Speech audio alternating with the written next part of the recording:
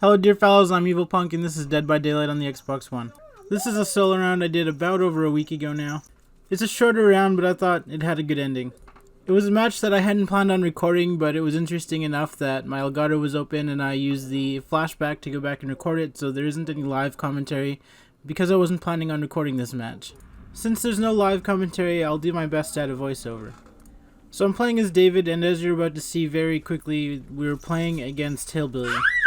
The perks I'm running are Dead Hard, of course, Will Make It, Plunder, and I don't remember what the other one is. I know the icon's there, but I'm not good at telling what they are by the icons.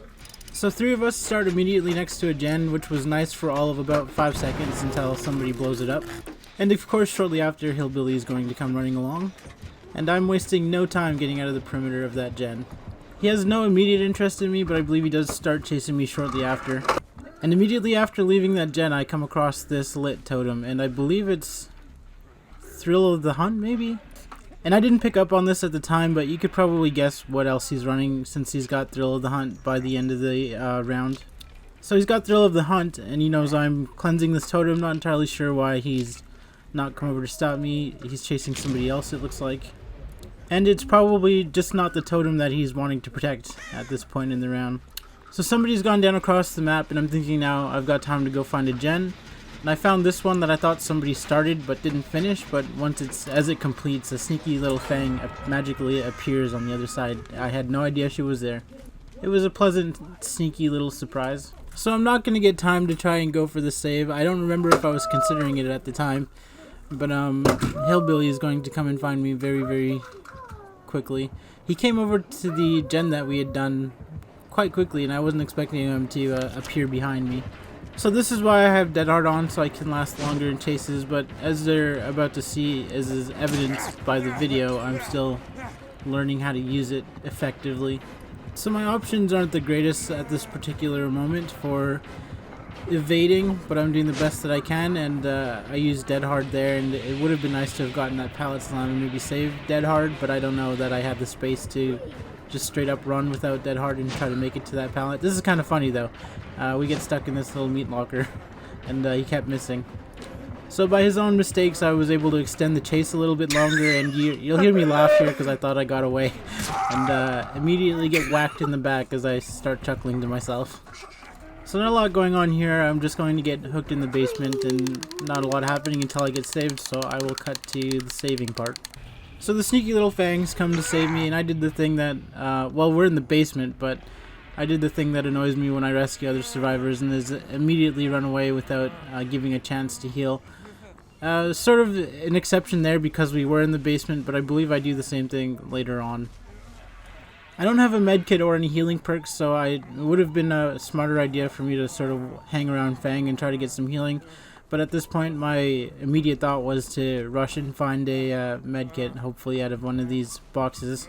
There's another survivor here beside me, but unfortunately Hillbilly was either chasing her or maybe followed her scratch marks, but either way he was nearby and we couldn't stop healing, and I really didn't last long off of that first hook. I thought that he didn't see me, so I didn't bother trying to evade in any way, but obviously he seen me and I'm now down again. So again, not much happening while I'm on the hook, so I'll cut to being saved. So I'm not on the hook long before Cheryl comes and saves me.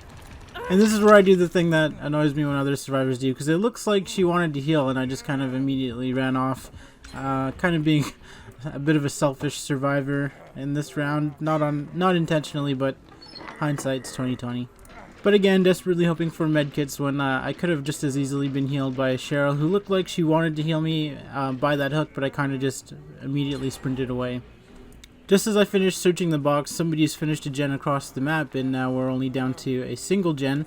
But here's the sneaky fang to save the day once again. And as always, once somebody heals you, complimentary teabag before you run off. Somebody else has just gotten hooked nearby, or is just about to be hooked nearby, but I've got plunders on and they're on first hook, so they got a bit of hang time, and I see a chest nearby that I want to go and search. And searching the chest gives me the med kit I'd been needing all match, but since I'm already healed, I decided the flashlight might be the more useful item to have, and maybe go for a flashlight save later on if the opportunity presents itself. So we're down to one last gen. Somebody's saved the hooked survivor, And this is kind of funny watching the little Fang run around. I'm not sure if she was trying to get my attention or not, but 3 of us end up going on to this one gen here in Kill Shack. 3 of us working on one gen without interruption went by really fast, and it luckily for us was right next to this gate that I decided to leave the gen just before it was done to go and start 99ing this gate. So I'm not exactly sure what I was thinking at this point. Once the gate's 99, I sort of just start wandering around the map aimlessly. I make my way over to the other door, but Hillbilly happens to be there, and I sort of just make a U-turn back for the gate that I had 99'd. I may have been looking for totems or boxes. I think I wanted to go for the extra points. Nobody's in trouble at this particular moment, and on the hook or gens don't need to be done because the gates are available, so I don't exactly recall what I was thinking at this particular moment in the round. But this is the part where I said I should have known what was coming in the end when I realized that Hillbilly had Thrill of the Hunt active. This is where I realized that the killer has got Noed, and this is where a moment where I need to make a decision. I'm either going to escape through the 99 gate or go and save the one survivor that's been downed. And if you'll notice, it's the sneaky little Fang, so it really became a tough decision. Made it harder to leave after it was I realized it was a Fang that had helped so much. But what it came down to, I decided if nobody opens the other gate, I will stay and help. But if somebody does open the other gate and it's just comes down to being me on my own, I'm probably just going to leave as well. But thankfully nobody left through the other gate, and it gave me the opportunity to go and try and save the Fang.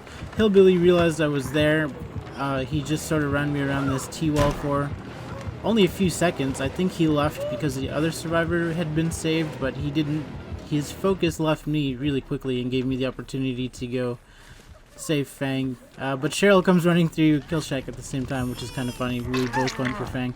Everybody had the same idea in mind to go for the team plays. Nobody bailed when we all realized that Noed was active, which was kind of nice for a Dead by Daylight game. I feel like that's...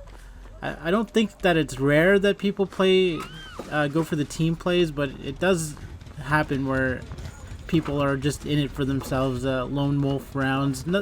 Nothing wrong with it. Kind of just a dick move, in my opinion. I don't dislike people that play like that, but it does suck when it happens. But it was nice to see everybody wanted to help each other escape, and this just turned out to be a really fun match. I'll tell you the players that I do dislike, though, are the ones that do absolutely nothing the entire match and wait for 3 survivors to die so that they can go and grab a hatch. Those are the players that grind my gears. But that's the solo queue team player match against Hillbilly. I hope you enjoyed. Leave a comment down below. Let me know if you did. Let me know if you didn't. And I'll see you next time.